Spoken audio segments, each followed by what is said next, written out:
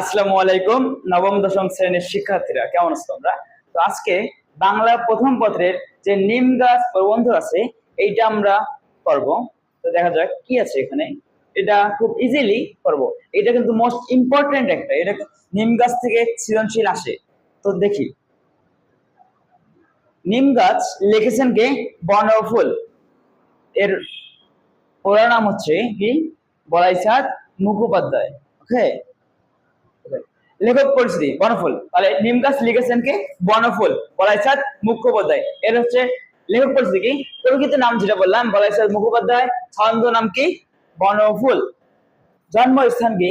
19 জুলাই 1899 খ্রিস্টাব্দ, মনিহারি গ্রাম, পূর্ণিয়া, বিহার। তাহলে বিহারের অন্তর্গত মনিহারি গ্রামে 1899 খ্রিস্টাব্দে 19 জুলাই সে জন্মগ্রহণ করেন। ওকে, পেশায় তিনি ছিলেন একজন চিকিৎসক। তাহলে পেশায় তিনি কি ছিলেন? চিকিৎসক, মেডিকেল অফিসার বা প্যাথোলজিস্ট হিসেবে ছিলেন। তাহলে তিনি কি ছিলেন? পেশা চিকিৎসক, তিনি প্যাথোলজিস্ট হিসেবে ছিলেন। সাহিত্য রীতিশিল্পার অতি সংক্ষিপ্ত, অবয়বে বিপুল ও গভীর বক্তব্য উপস্থাপনে তিনি সিদ্ধহস্ত। বুঝতে পারছো? উল্লেখযোগ্য গ্রন্থগুলো ছিল বনফুলের গল্প, অদৃশ্য লোক, বৈতরণের তীরে, শ্রী মধুসূদন। তার পুরো পুরস্কার ও প্রয়াণ ছিল পদ্মভূষণ উপাধি লাভ, 9 ফেব্রুয়ারি 1979 খ্রিস্টাব্দে মৃত্যুবরণ করেন। তাহলে তিনি পুরস্কার কি পেয়েছিলেন? তিনি পেয়েছিলেন পদ্মভূষণ পুরস্কার এবং 9 ফেব্রুয়ারি 1979 খ্রিস্টাব্দে মৃত্যুবরণ করেন আমাদের এই বলাইচাঁদ মুখোপাধ্যায়। তাহলে জন্মগ্রহণ করেছেন কবে? 1899 খ্রিস্টাব্দে এবং মৃত্যুবরণ করেছিলেন কবে?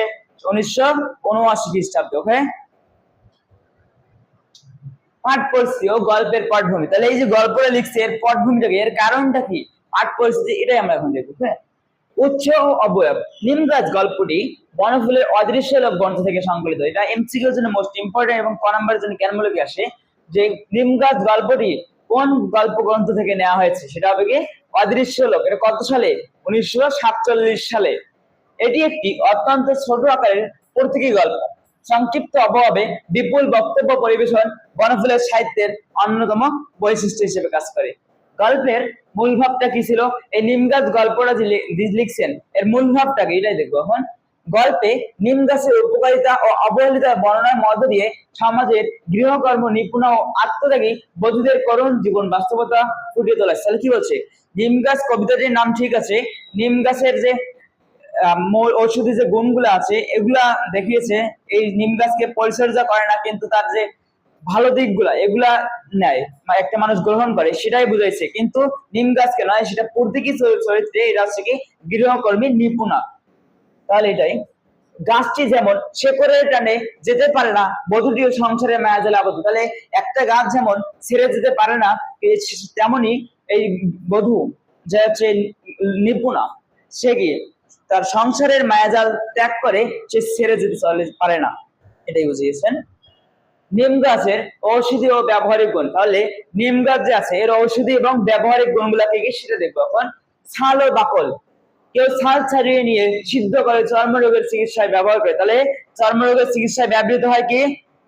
নিম গাছের ছাল। এটা এমসিকিউ জন্য আছে। চর্মরোগের চিকিৎসায় কি ব্যবহৃত হয়? ছাল। পাতা ও রস।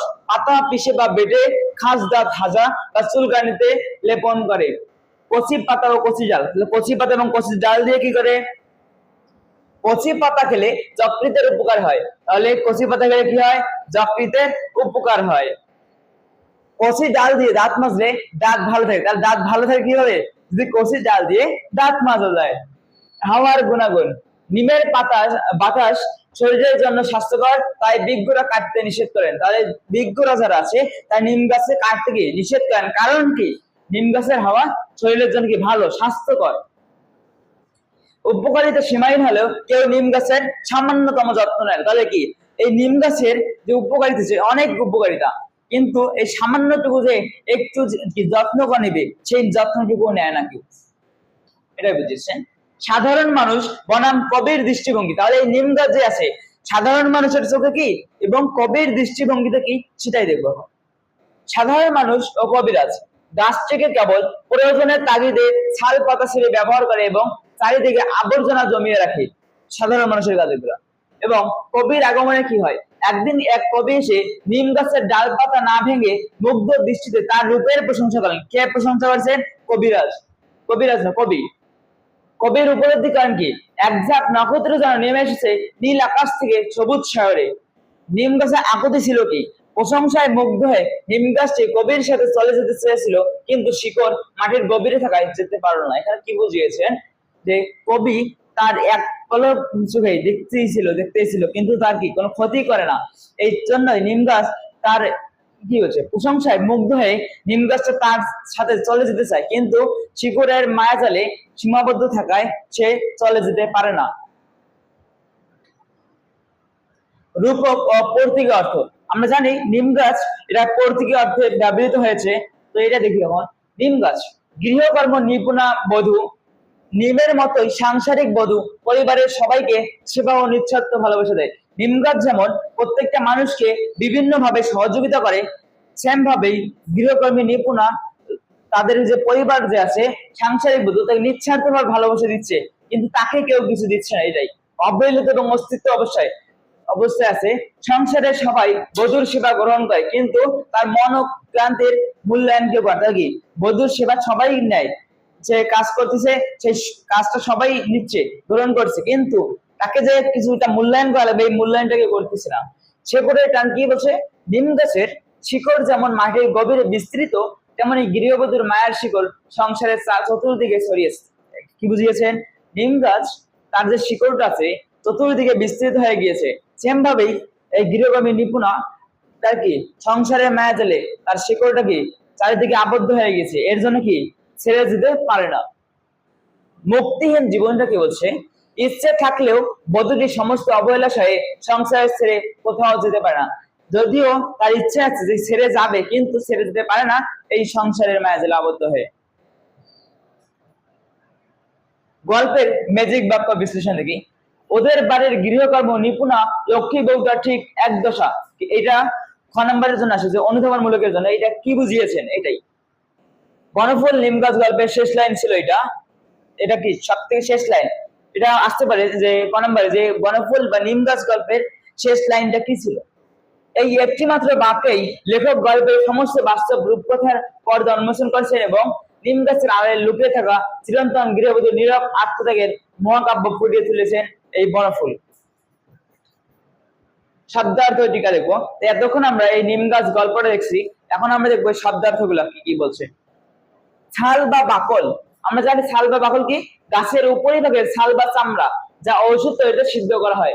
ছাল বলতে কি কোন গাছের চামড়াকে বোঝানো হয় ছাল। শিলে পেশা, শিলপাটায় বেটে রস বা পেস্ট তৈরি করা।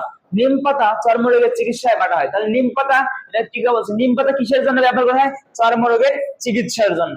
এটা কিসের জন্য? শিলপাটায় যে পেশে এটাকে বলা হয় শিলে পেশা। অব্যর্থ মানে কি? যা বিফল হয় না। তাহলে অব্যর্থ মানে কি? যা বিফল হয় না। এটা কি বুঝিয়েছেন? যে চর্মরোগ চিকিৎসায় নিম পাতার গুণাবলী নির্দেশক। চর্মরোগ চিকিৎসা করা লাগবে, এই নিম পাতার যে গুণাবলী আছে এটা নির্দেশক হিসেবে কাজ করে। কবিরাজ, যিনি গাছগাছালি পরিশোধন করে ভেষজ উপায়ে চিকিৎসা কার্য পরিচালনা করে। তাহলে কি কবিরাজ কাকে বলে? যে মানুষটা গাছগাছালি নিয়ে ভেষজ উপায়ে চিকিৎসা কার্য পরিচালনা, চিকিৎসা দান করা, কিন্তু সেটা গাছগাছালি নিয়ে হবে, এটাকে বলে কবিরাজি করা। শান দিয়ে বাঁধানো, ইট ও সিমেন্ট দিয়ে চত্বর তৈরি করা।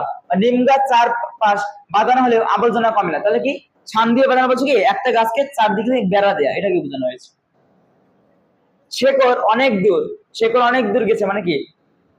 প্রতিকাশ্রয়ী অর্থ গৃহবধূর সংসারে মায়া জালে চারদিক গভীরভাবে আবদ্ধ হওয়া। এটা কি বলছে? শিকড় অনেক দূর, প্রতিকাশ্রয়ী অর্থ মানে হচ্ছে শিকড়টা অনেক দূর গেছে, মানে সম্পর্কটা অনেক দূর চলে গেছে, তাই এটা থেকে বের হয়ে আসা সম্ভব না, এটাই বুঝিয়েছে। গল্পের মূল শিক্ষা ও চেতনা। তাহলে এই গল্পটা যে পড়লাম এই মূল শিক্ষা এবং চেতনাটাকে এটা দেখি এখন। নিঃস্বার্থ সেবা। নিঃস্বার্থ সেবা বুঝিয়েছেন নিম গাছ ও গৃহবধূ দুজনেই প্রতিদানে আশা না করে সমাজ ও পরিবারকে নিরন্তর সেবা দিয়ে। তাহলে কি বলছে? যে মানুষটা নিজের কথা না মনে রেখে শুধু অন্যের জন্য বিভিন্ন ভাবে সাহায্য সহযোগিতা করে, এটাকে বলা হয় নিঃস্বার্থ সেবা। এই কাজটা নিম গাছ এবং গৃহবধূ করতেছেন। উপযুক্ত মূল্যায়নের অভাব।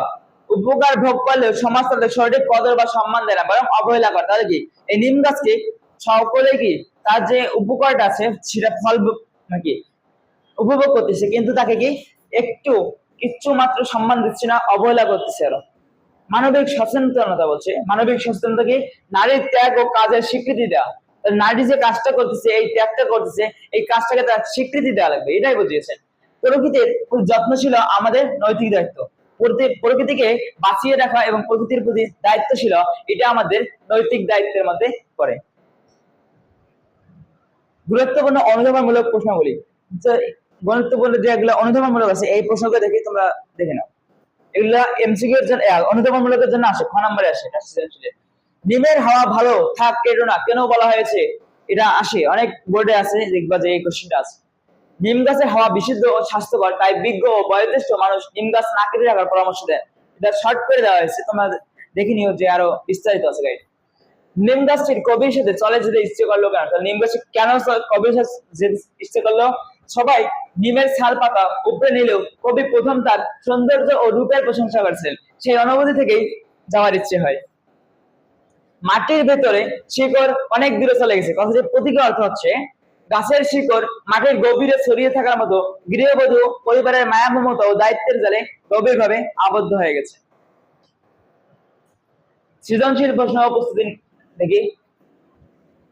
সম্ভাব্য উদ্দীপক উদাহরণ এইভাবে আসতে পারে যে কোনো পরিবারের নিরলস পরিশ্রমী অবহিত গৃহস্থায় পরিচারিকা বা বধূ আত্মত্যাগ, কোনো উপকারী বটবৃক্ষ বা নদীর নিঃস্বার্থ দান ও মানুষের অবহেলিত, এগুলো আসতে পারে এইভাবে, এটাই দেখিয়েছে। তাহলে প্রশ্নোত্তরের সুযোগ চলে এসেছে। আমরা এই যে নিম গাছ যে বনফল লিখেছিলেন বলাই সাদ মহবুবতায়, এটা সম্পূর্ণটা আমি শেষ করে দিয়েছি, এটা সম্পূর্ণ পড়ানো হয়েছে।